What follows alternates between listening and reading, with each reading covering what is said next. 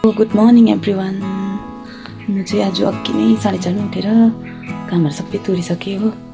अब चाहिँ म मेरो नानीलाई उठाउन आएको, किनभने आज ठुलो नानी मसँग सुत्यो नि त। हिजो दिदी हुनुहुन्न, माइत जानु लाग्छ हो बिहामा। अन्त ठुलो नानी मसँग सुतेको, टाइम भइसक्यो 6:30 भइसक्यो, उठ्नु मानेकै छैन। हेर्नुहोस् है, अझै तान्छु ब्ल्याङ्केट, जति तान्छु हो त्यति नै त्यति नै हेर्नुहोस् त, उठ्नु माने छैन। उठा दुईजना दिदी पनि यस्तो छ हो, स्कुल जाने बेला हुन आँटिसक्यो, अझै पनि उठेको छैन। मैले काम सबै तुरिसकेँ हो। अन्त आज चाहिँ उतापट्टि घर पनि सानाक्सिनी गर्नु थियो नि त, त्यो पनि सकिसक्यो यताको हो। बाथरुमहरू सबै सानाक्सिनी भइसक्यो। अब चाहिँ यहाँ बेडहरू मिलाउँदै नि त, मिलाउनुको लागि नानीलाई उठाएको। उठ्नु छैन, हेर्नुहोस् है, यस्तो छ। उठ्नु भनेपछि चाहिँ बिहान अब पढ्नु बस्छ होला हौ, यिनीहरू पढ्नु बस्छ होला हौ है। उठ छिटो, उठ। सो हेर्दै पनि छैन, अब स्कुल जाने टाइम हुन आँट्यो हो। सो अहिले हामी चाहिँ यहाँ गाडी घरमा आइपुग्यौँ। गाडी चाहिँ छैन, गाडी आउने ठाउँमा चाहिँ आइपुग्यौँ। आज यस्तो भारी भयो, ब्याग हात त भएन, ठुलोको ब्याग पुरा भारी। आज हामी ढिलो उठेको थियो। गाडी आइपुगेको छैन तर पनि है। हजुर, हामी झन् स्कुटीमा आएको, हिँड्नु परेन त। हामीले पिक्चर खाँदैछ बिहानै।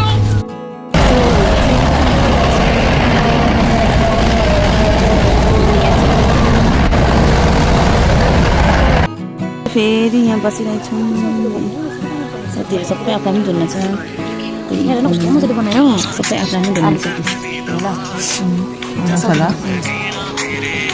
आफ्नै धुन्न छ।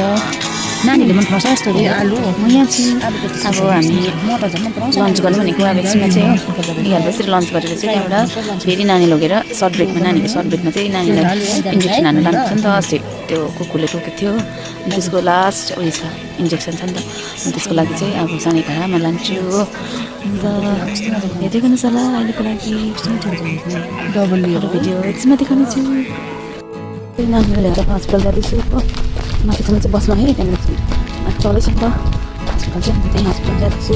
सो हेर्दै गर्नुहोस् होला। छोरी चाहिँ इन्जेक्सन आफै हान्नुको लागि आफै अगाडि अगाडि जाँदैछ। प्रिस्क्रिप्सन बोकेर चाहिँ अगाडि अगाडि जाँदैछ। हेर्नुहोस् है,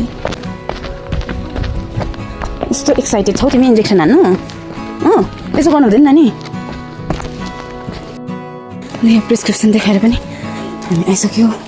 नानी चाहिँ हतार छ। दुख्दैन तिमीलाई?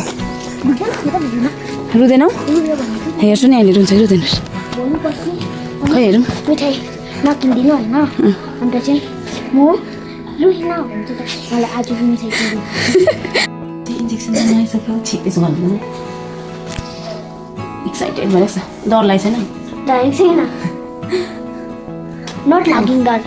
अब इन्जेक्सन हान्छ नानीलाई। हामी चाहिँ इन्जेक्सन हाल्नु गएको, नानी चाहिँ रुएन। खुसी भइरहेछ उता, रुन्छ होला भनेर सोचेको थिएँ तर रुएन हो। म आज पनि तल ल्याएर आएको, रुएन। यति पनि सल्लाह गाइरहेको छ, हामी स्कुल जान्छौँ।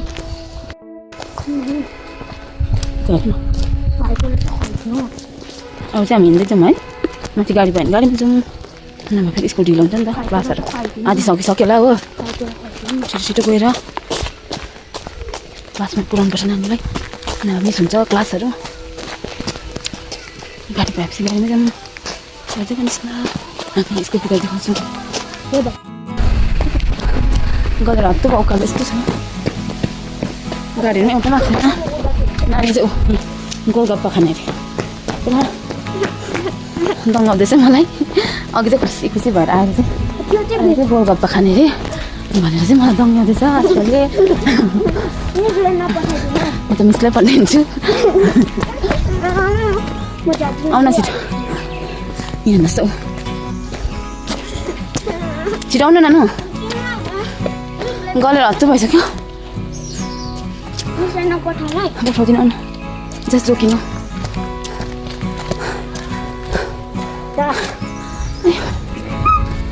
हेर न अन्त। त्यो हामी चाहिँ यहाँ तक्दाबाट पनि फर्किँदैछ हो। यसको पुग्न आँटिसक्यो। नानी छ आएको छ। गाडी चाहिँ एकदम पाएन हामीले। पैदल यात्रा हुँदैछ, पैदल यात्रा।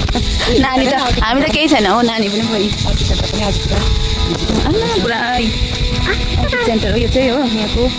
यहाँ चाहिँ पुरा भिजिटरहरू छ खै मलाई देखाउनु न यहाँ देखाउनु न पुरा भिजिटरहरू पुरा उयो भइरहेको रहेछ यहाँ हेर्नु सक्नुहुन्छ तपाईँहरूले कता देख्छ होला म चाहिँ हस्पिटलबाट नानीलाई लिएर आएर स्कुलभित्र अब लन्च ब्रेक भएर म आइपुगिसकेँ यहाँ बसिरहेको छु मेरो साथी चाहिँ यहीँ छ उल्टिनै छ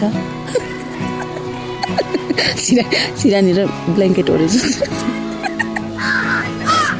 मेरो चाहिँ यहाँ चाहिँ सिरानी है सिरानी चाहिँ हामी सुतेको सो के गर्नुहोस् होला एभ्रिवान सो म चाहिँ जस्ट घरमा आइपुगेर लुगाहरू चेन्ज गरेँ अब चाहिँ लाउनु गएको सो हेर्दै गर्नुहोस् होला